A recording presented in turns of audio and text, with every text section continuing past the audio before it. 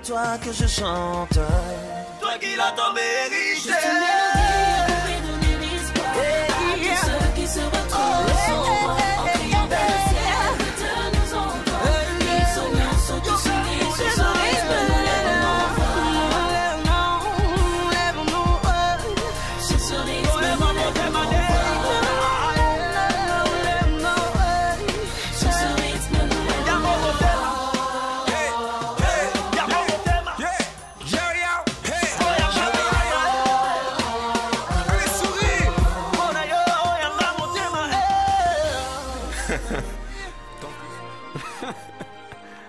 Shalom et bienvenue dans votre émission Santé Pure, votre émission pour les jeunes, par les jeunes, avec les jeunes. Nous sommes encore là, fidèles à notre rendez-vous de chaque samedi par la grâce du Seigneur. Alors nous nous invitons encore une fois dans vos maisons afin de continuer à parler de ce thème que nous avons déjà commencé, la discipline personnelle au sein de la jeunesse. Nous sommes jeunes et nous avons besoin d'être disciplinés, d'autant plus que la Bible nous dit et elle déclare qu'une génération s'en va et une autre vient. Alors on a besoin d'avoir une génération qui produit des résultats dignes d'être enfant de Dieu.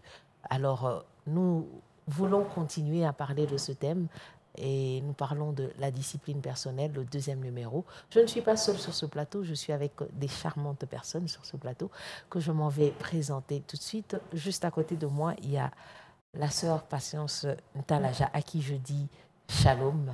Shalom, sœur Pamela. Vous allez bien? Très bien, par la grâce du Seigneur. Nous bénissons le Seigneur pour votre disponibilité et pour votre patience. Comme son nom le dit. Elle n'est pas seule sur ce plateau. Il y a aussi le frère Saint-Faux qui a fait l'honneur et le plaisir d'être là encore. Nous vous disons shalom, frère Saint-Faux. Shalom, Ça sœur fait Pamela. longtemps, hein? Très longtemps. Vous avez abandonné. Non, je suis content d'être là aujourd'hui. Nous bénissons le Seigneur. Je suis aussi contente de vous voir, frère Saint-Faux. Merci. Alors, avant que nous puissions entrer dans le vif du sujet, je vais demander à la réalisation, coordonnée par le frère Ray Tamboué et assistée par le frère Fils Mosengo, de nous proposer une pause et nous revenons tout de suite après.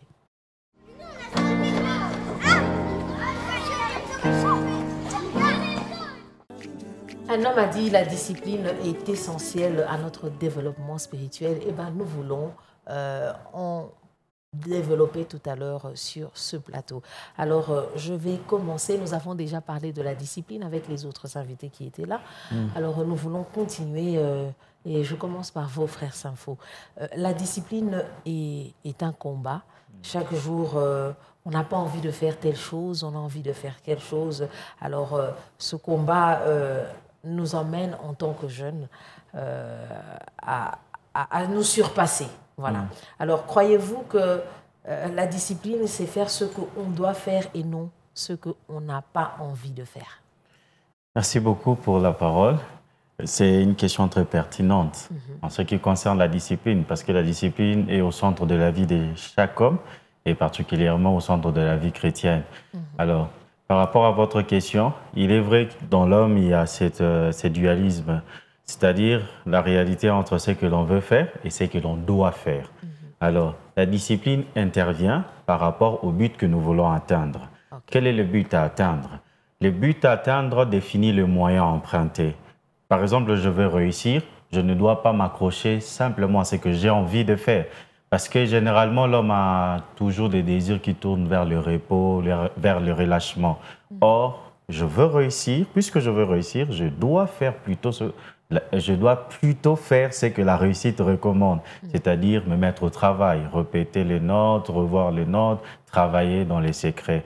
Donc, je dirais simplement que la discipline nous amène pas forcément à faire ce qu'on a envie de faire, mais à faire ce qu'on doit faire par rapport au but à atteindre.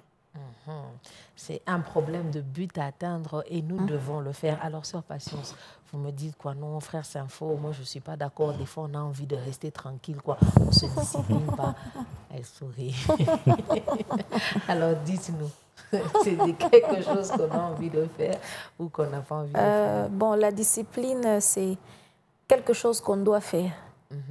Quand on va sur le chemin de ce qu'on a envie de faire, on sera tout de suite indiscipliné. Parce que la discipline, en quelque sorte, c'est aussi un garde-fou qui vient s'installer dans notre vie. Okay. Je prends l'exemple de David. Pour arriver à la royauté, David devait être un homme discipliné. On le voit avec son exploit face à l'ours, face au lion.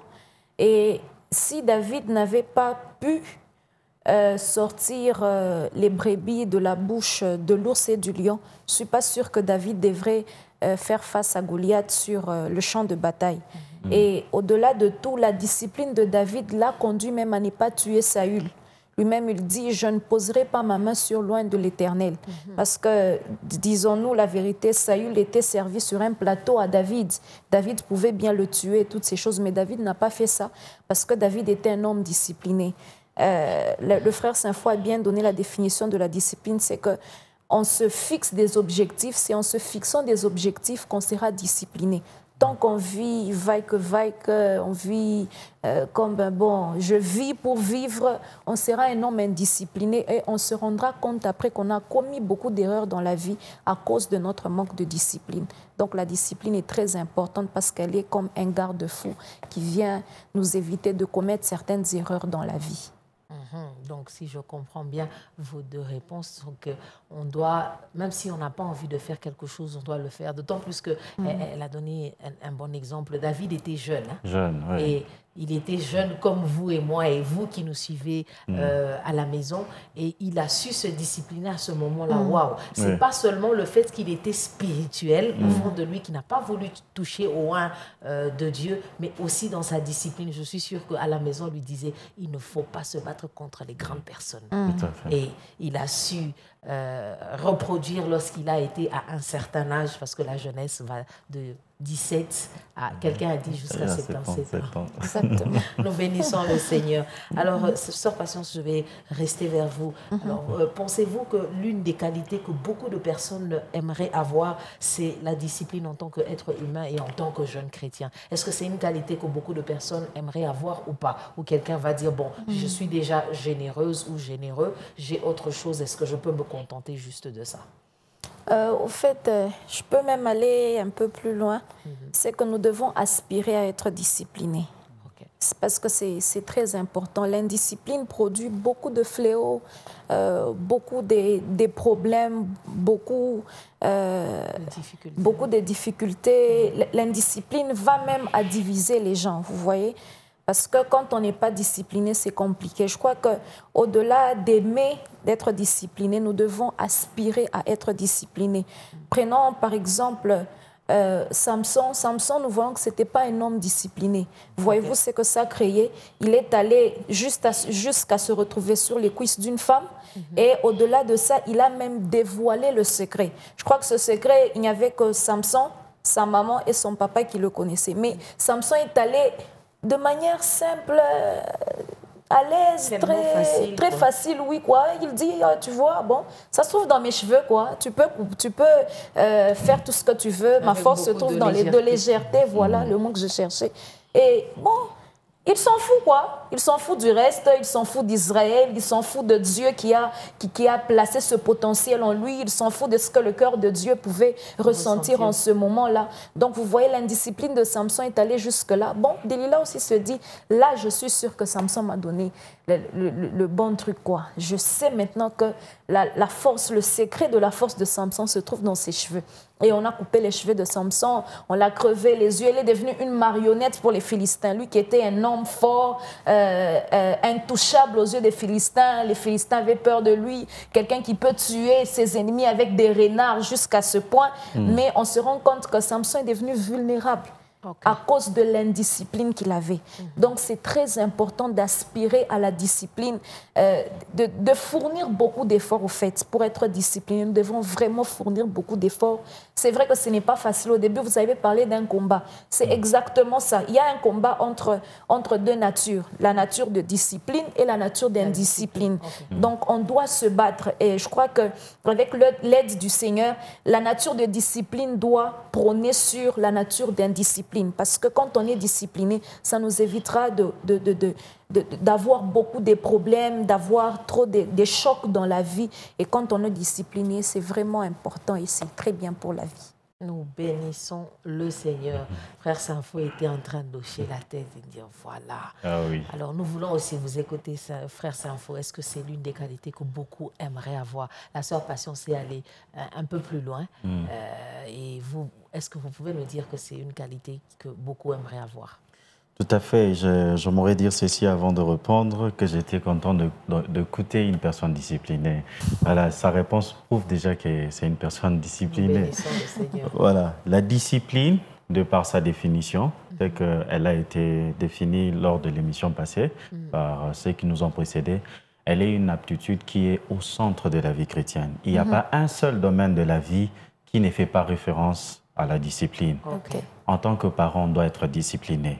En tant qu'enfant, on doit être discipliné. En tant que maître, même dans le domaine spirituel, en tant que pasteur, par rapport à sa vocation, on est appelé à être discipliné. En tant que fidèle, pour réussir dans sa marche chrétienne, dans sa croissance chrétienne, on doit être discipliné. Il n'y a aucun domaine, aucune, j'allais dire, discipline de la vie qui n'échappe à la discipline.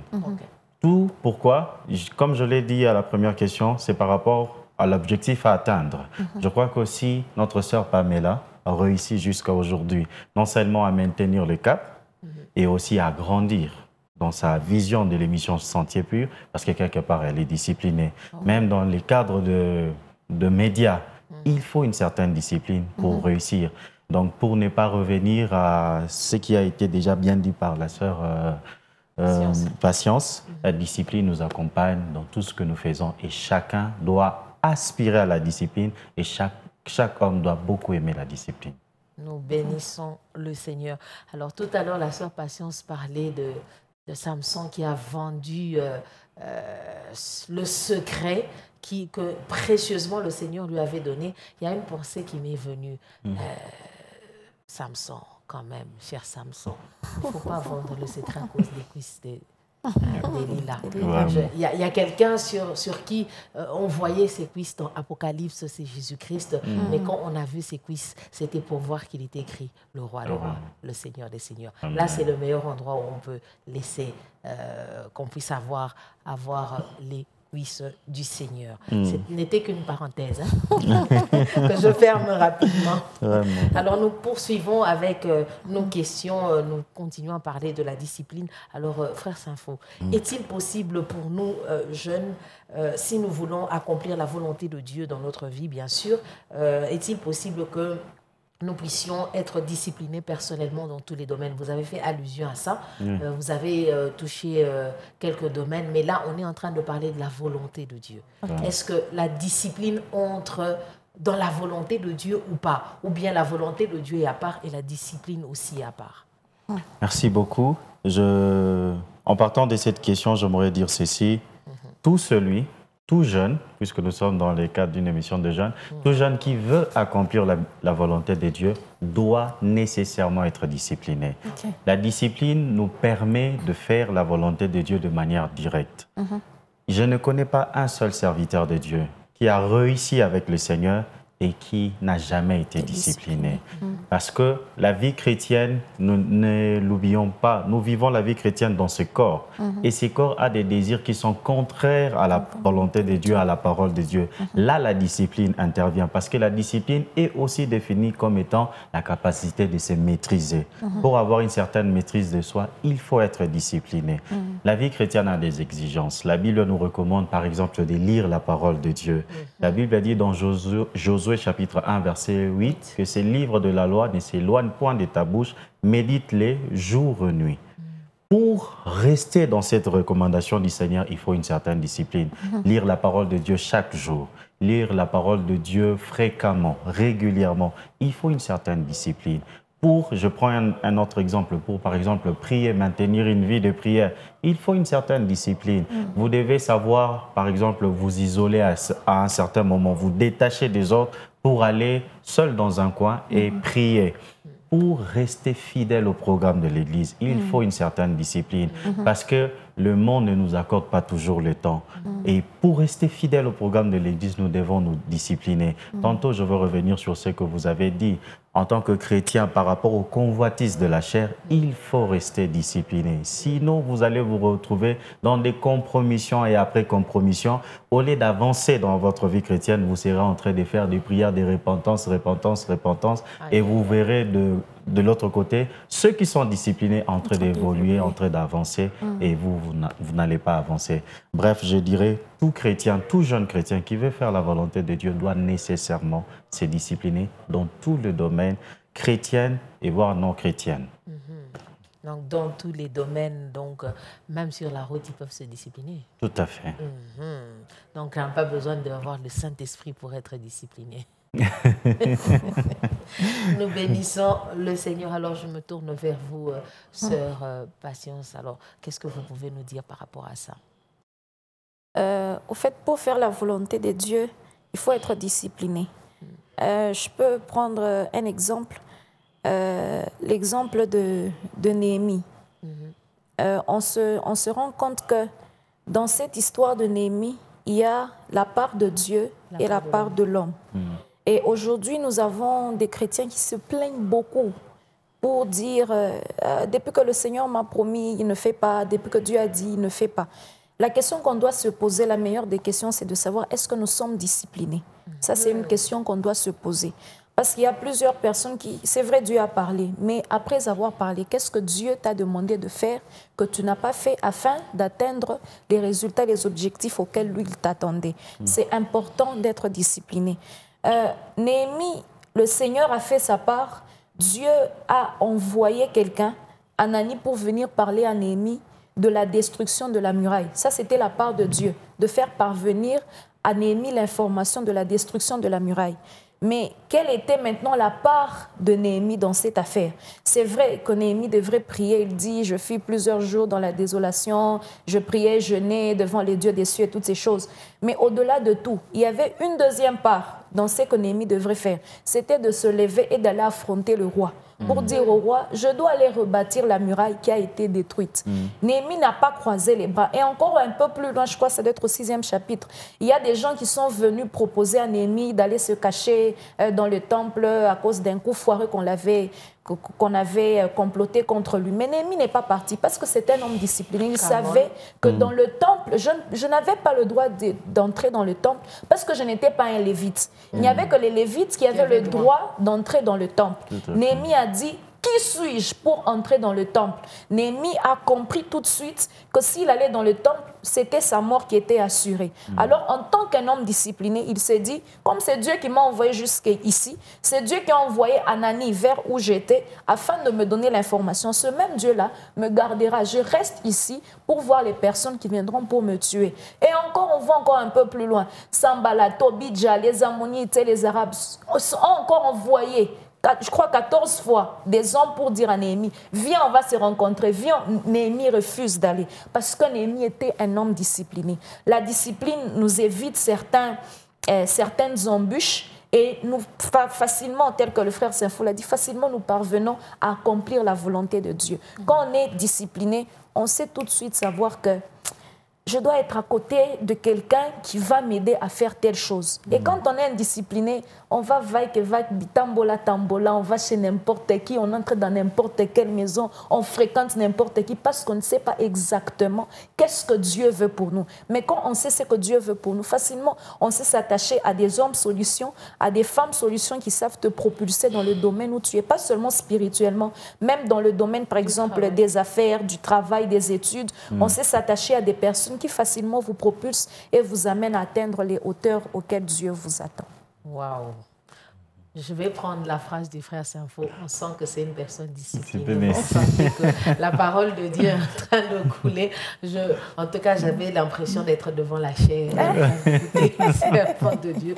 Nous bénissons le Seigneur, en tout cas pour les grâces et la jeunesse que nous avons. C'est vraiment une grâce et je crois que Dieu est capable aussi de le faire pour vous qui êtes en train de nous suivre. Si vous vous disciplinez, vous verrez que Dieu va se révéler à vous de manière différente dans la méditation. Aujourd'hui, il se révèle dans la dans le sens B, et de l'autre côté, il se révèle un autre jour dans la face A pour que vous soyez édifiés et que vous soyez bénis. J'ai aimé en tout cas ce que la sœur Patience a dit. Si Néhémie n'était pas discipliné, eh ben, il allait tomber dans le piège. Exactement. La discipline nous permet de ne pas tomber dans les pièges que l'ennemi nous propose, parce que la chair a ses désirs. Et si nous voulons assouvir aux désirs de la chair, eh ben, notre indiscipline va nous aider lentement et sûrement à couler. Donc, la discipline, c'est quelque chose de très important pour nous en tant que jeunes. Alors, nous sommes en train d'aller lentement, sûrement. Nous sommes en train de continuer, mais avant que nous puissions prendre les 2 dernières questions et le conseil que va nous donner nos bien-aimés ici sur ce plateau, je vais demander à la réalisation de nous proposer encore une pause et nous revenons tout de suite après.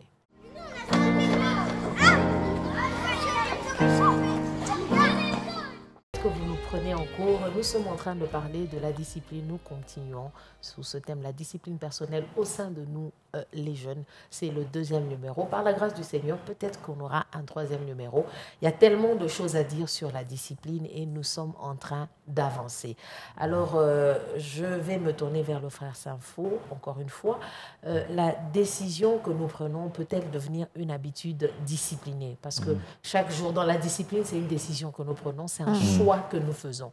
Est-ce que cette discipline ou le choix que nous prenons peut-elle devenir une attitude? C'est une chose d'être discipliné, mais c'en est une autre d'avoir l'attitude. Alors, est-ce que ça peut devenir une attitude disciplinée pour nous en tant que jeunes chrétiens de cette génération? Tout à fait, je dirais oui, ça peut devenir pour nous une attitude disciplinée. Parce que lorsque nous regardons par exemple la société, quand au milieu de nous, dans une église, dans une communauté, il y a une personne qui est disciplinée, cette personne se démarque de manière automatique. Même à l'école, lorsqu'on a affaire à un élève discipliné, il se démarque. C'est le choix qu'il a fait d'être discipliné qui a imprimé une certaine attitude dans sa personne, dans son caractère, dans sa manière d'être. Alors ici, j'aimerais rebondir sur le choix de faire la discipline ou le choix d'être discipliné en bon terme. Daniel avait fait ses choix dans un pays étranger où tout le monde était presque indiscipliné. Les gens s'adonnaient à des pratiques vraiment contraires, voire même à la morale. Daniel s'est distingué parce qu'il avait pris une résolution, non seulement de prier, mais de rester fidèle à cette décision. Et c'est ce qui l'a distingué. Et quand il a fallu qu'on puisse tenter Daniel, on l'a cherché dans ce que tout le monde faisait, on ne l'a pas trouvé. C'était les signes que Daniel était un homme discipliné. C'est ainsi que par la suite, on l'a cherché dans sa propre résolution. Gloire à Dieu, parce qu'il est resté discipliné jusqu'à la fin. J'aimerais simplement ici dire aux jeunes qui nous suivent, parce que l'important, c'est que le Saint-Esprit passe par cette émission pour amener un jeune à être discipliné. C'est que faisons de bons choix, de choix qui impriment un caractère de discipline en nous, qui impriment une certaine discipline dans notre vie. Nous sommes dans un temps où le monde est en train d'être influencé par la culture étrangère. C'est un temps où des jeunes chrétiens doivent être disciplinés, parce que tout ce que les hommes nous apportent n'a pas forcément un fondement biblique. J'aimerais dire aux jeunes, s'il y a une recommandation que j'aimerais vous donner en termes de discipline, restez attachés aux Écritures et restez attachés à nos églises locales. C'est très important. C'est une discipline qui nous amène à grandir dans la foi chrétienne, dans notre marche chrétienne. J'aimerais finir en disant ceci, même dans sa relation avec Dieu, pour aller plus loin, pour expérimenter de grandes choses avec Dieu, il faut être discipliné. Un homme qui sait prier quand le Seigneur dépose ses fardeaux dans son cœur, il expérimente de choses avec Dieu. Pour écouter Dieu, il faut être discipliné, il faut être disposé. Or, la disposition est un caractère de la discipline. Il n'y a qu'un homme qui est discipliné, qui est disposé. Vous pouvez, j'ai affaire à des hommes disciplinés, vous pouvez être là en plein milieu de la nuit. Vous vous revez, vous vous sursautez. La seule chose que vous avez à faire dans votre cœur, c'est de prier. En réalité, les besoins que vous ressentez, c'est la voix du Seigneur qui vous parle et c'est la discipline qui va vous aider à passer du temps dans l'intimité avec le Seigneur. Et c'est pendant ces moments d'intimité que nous recevons des orientations de la part du Seigneur qui nous concernent particulièrement et qui concernent aussi les autres. Nous sommes dans un temps où le Seigneur veut que les jeunes soient des intercesseurs de leurs parents, les jeunes soient les intercesseurs de leurs amis. Qu'est-ce qui peut nous aider à réussir cette mission que le Seigneur nous donne? C'est la discipline aussi. Nous bénissons le Seigneur. En tout cas, le frère Saint-Faux, j'espère qu'il n'a pas tout dit à sa patience. Pas du tout. Nous vous écoutons. Bon, je crois que le frère Saint-Fou a pris quand même quelques-uns de mes exemples. Ah, je comprends pourquoi la sœur Patience hochait tout le temps la tête. Au fait, je voulais aussi parler de la méditation de la parole, parce que c'est aussi important. La vague de la jeunesse d'aujourd'hui, nous n'avons pas cette culture de méditer la parole de Dieu, d'être en communion avec le Seigneur. Il suffit d'avoir un flash venant de la part du Seigneur et paf, je suis aussi un homme de Dieu, je suis appelé, je dois aussi avoir un ministère. Dans mon église, on ne me considère pas. J'ai des grâces qui sont en train de mourir, de faner, donc je crois que je vais aller à l'extérieur. Je suis tentée de dire non qu'à faner, Dieu va ressusciter. Vraiment. Donc, c'est aussi la maladie de la jeunesse aujourd'hui. On ne sait pas rester au pied des pères, apprendre, et quand le Seigneur voudra, vous sortirez. D'ailleurs, pour sortir, pour aller où? Hors de la bergerie. Quand tu vas hors de la bergerie, les loups vont te bouffer facilement. Donc, reste dans la bergerie. Quand le Seigneur voudra, lui-même, il dit que la moisson est grande, mais il y a peu d'ouvriers. Tu fais partie aussi des ouvriers de la moisson. Quand le Père se rendra compte que tu es maintenant mature, tu vas passer du lait vers la nourriture solide, telle que l'apôtre Paul le dit. Tu seras aussi relâché. Et au-delà de la méditation, les jeunes d'aujourd'hui n'ont pas la culture de la recherche. Donc, on ne s'arrête que sur Louis Séguin. Bon, ok, Louis Séguin a dit ça, je m'arrête sur Louis Séguin. Je ne vais pas un peu voir l'autre version a dit. Je ne veux pas aussi avoir des commentaires bibliques, donc je n'en ai pas besoin, non merci, je m'arrête sur Louis Séguin, oui, le Saint-Esprit connaît tout, je ne vais pas aussi lire certains auteurs, je n'en ai pas besoin, je ne vais pas écouter aussi certains prédicateurs, je n'en ai pas besoin, mais comment on va grandir dans ce système-là? C'est important de faire des recherches, de méditer, d'être en communion avec le Seigneur, parce que quand toutes ces choses sont réunies, ça nous forge un caractère de discipline et facilement nous allons monter avec le Seigneur. C'est une décision que nous devons prendre. La question commençait par la décision. C'est une décision qu'on doit prendre, de méditer, d'écouter les autres, d'accepter les reproches. C'est aussi un problème de la jeunesse aujourd'hui. On refuse d'accepter les reproches. On te donne la chair, tu prêches, et puis bon, le grand est assis là, il t'écoute, et à la fin, il veut te faire des reproches. Oh, lui, il est qui? Il est le petit frère de Jésus. Il a le stylo rouge pour venir me porter correction. Oh, mes frères, il est né bien avant toi, sœur. Il est né bien avant toi. Donc, il a le droit de te faire des reproches. Il n'y a que le papa qui sait tenir l'enfant par la main, marcher avec l'enfant. L'enfant marche en hésitant, mais le père le tient par la main fortement pour lui dire, attention, saute, ne mets pas le pied là-bas. Si tu cours, tu vas tomber. Donc, nous devons être disciplinés. C'est une décision à prendre. Si on prend cette décision, facilement on acceptera les reproches. D'ailleurs, les reproches aussi nous aident à forger un caractère de discipline en nous et de maturité au-dedans de nous. Nous bénissons le Seigneur. Donc, les décisions que nous prenons plutôt vont faire de nous des personnes disciplinées, mais aussi nous aurons l'attitude des personnes. Vous savez, l'avantage avec l'attitude, c'est que ça se voit, ça se lit, ça se sent et ça se vit. Voilà. Donc, nous allons vivre cette vie disciplinée que vous avez. Alors, nous sommes en train d'aller lentement et sûrement vers la fin. Il nous reste juste quelques minutes. Alors, rapidement, je pose la question et puis vous donnez un conseil, face info. Alors, un homme a dit une discipline spirituelle, la discipline spirituelle plutôt, est une expression extérieure des dispositions intérieures. Êtes-vous d'accord avec lui? Si oui, dites-nous. Et ensuite, vous donnez aussi un conseil à ceux qui sont en train de nous suivre. Oui, je dirais qu'il a totalement raison. Le Seigneur Jésus-Christ a enseigné aussi sur ses principes. Ce qui suit l'homme ne vient pas de l'extérieur. Ce n'est pas ce qui entre, mais c'est ce qui sort. C'est un principe qui englobe beaucoup de choses. De même que la discipline. La discipline vient du dedans. C'est une disposition intérieure et qui a des expressions ou une expression extérieure. Nous avons déjà donné beaucoup d'exemples au cours de cette émission. J'aimerais dire par là que j'aimerais plus bondir sur le conseil. J'aimerais appeler le jeune à travailler par rapport à cela. La jeunesse doit travailler aujourd'hui pour préparer demain. Parce que demain, c'est une réalité qu'il faudra affronter. J'aimerais encore revenir sur ce que j'ai dit tantôt. Je ne connais pas des hommes disciplinés dans les choses de Dieu qui ont échoué. Tous ceux qui se sont disciplinés, ils ont réussi. S'il y a une invitation à donner, à lancer aux jeunes, c'est d'imiter ceux qui se sont disciplinés, parce qu'ils ont fini par se distinguer. Et s'il vous plaît, chers jeunes, nous sommes tous jeunes, il faudrait le faire. C'est très important et c'est très capital pour nous amener à relever les défis. Surtout, on ne se discipline pas pour attirer la faveur des autres vers nous, mais on se discipline par rapport à sa vocation, par rapport à son appel, par rapport à sa destinée. C'est une chose très, très importante. C'est les conseils que j'aimerais donner aux jeunes. Et je veux revenir aussi sur ce que la sœur Pamela avait dit tout à l'heure. La discipline va de pair avec l'action du Saint-Esprit en nous. Le Saint-Esprit nous inspire ce que nous devons faire et le Saint-Esprit nous donne la capacité de le faire. C'est là qu'il intervient par rapport à la discipline. Il est en nous et il est avec nous. Pour nous accompagner à rester disciplinés dans nos résolutions en tant que chrétiens, dans nos résolutions en tant que chrétiens étudiants, chrétiens travailleurs, chrétiens fiancés, et voire même chrétiens mariés aussi. C'est pour faire comme Christ nous demande de faire. Je finis en disant, un homme discipliné est comme Christ. Christ a dit, sa nourriture était de faire la volonté de Dieu et de faire tel qu'il voyait faire au Père. Un jeune chrétien discipliné, il ne fera pas comme le monde fait, mais il fera tel qu'il voit Christ faire. Alléluia. Nous bénissons le Seigneur. Sœur Patience, nous vous écoutons. Êtes-vous d'accord avec la phrase de l'homme de Dieu qui a dit « La discipline spirituelle est une expression extérieure de disposition intérieure ».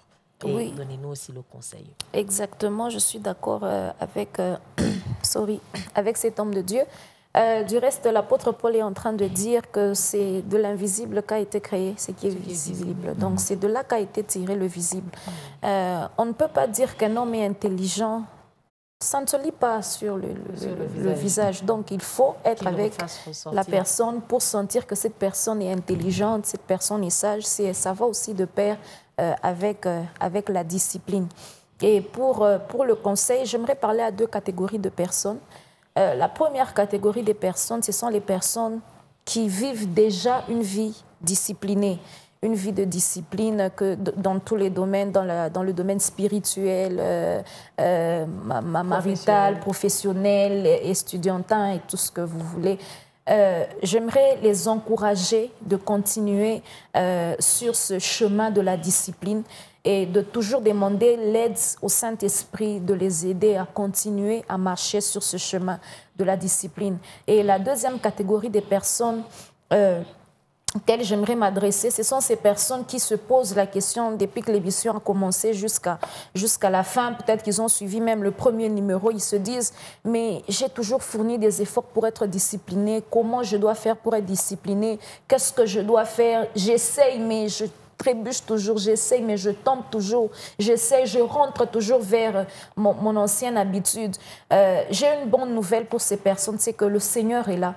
Faites simplement confiance en Dieu et vous verrez que le Seigneur va vous porter sa main et vous allez marcher dans une vie de discipline. Du reste, la Bible est en train de dire mets ta confiance en l'Éternel et il agira. Donne-lui, j'ai oublié le verset, mais la fin, c'est que mets en lui ta confiance et il agira. C'est que recommande ton sort à l'Éternel, voilà, mets en lui toute ta confiance et il va agir. Recommande ton sort d'indiscipline entre les mains de Dieu, mets en lui ta confiance et tu verras que le Seigneur te portera main forte afin que tu sois un homme discipliné. Et simplement confiance en Dieu. La personne du Saint-Esprit, le frère Saint-Faux l'a dit, elle est non seulement en nous, mais elle est aussi avec nous. Dans tous tes défauts, dans tous tes problèmes, dans toutes tes imperfections, dans tous tes manques de discipline, le Seigneur est là. Il attend simplement que tu lui dises, Seigneur, je suis faible, j'ai besoin de ton soutien, j'ai besoin que tu me prêtes main forte et tu verras que le Seigneur viendra et il va te porter main forte et tu verras que les choses que tu étais en train de faire commenceront à partir d'elles-mêmes parce que tu as donné la place au Seigneur afin que le Seigneur vienne et qu'il te conduise sur le chemin de la discipline.